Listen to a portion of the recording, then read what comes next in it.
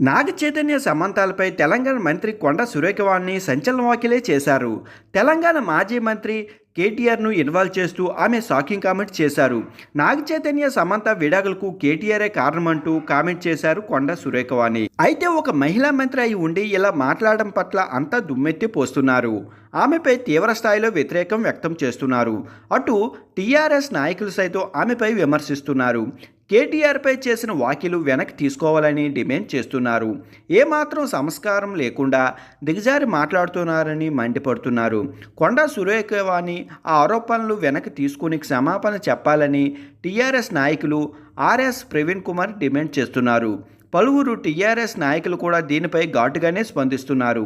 మహిళా మంత్రికి కౌంటర్లు ఇస్తున్నారు. ఈ నేపథ్యంలో ఇప్పుడు హీరో నాగార్జున కూడా స్పందించారు. ఆమెకి గట్టిగానే కౌంటర్ ఇచ్చారు. హీరో నాగార్జున ఈ మేరకు ట్విట్టర్ ద్వారా పోస్ట్ పెట్టారు. మంత్రికి కౌంటర్ ఇచ్చారు. గౌరవనీయులైన ముఖ్యమంత్రి వర్యులు శ్రీమతి కొండ సురేఖ గారికి వ్యాఖ్యలు తీవ్రంగా ఖండిస్తున్నాం. రాజకీయాలకు దూరంగా ఉండే సినీ ప్రముఖుల జీవితాలు మీ ప్రత్యర్థులను విమర్శించేందుకు వాడుకోకండి. దయచేసి సాటి మనుషులు వ్యక్తిగత విషయాలు గౌరవించండి.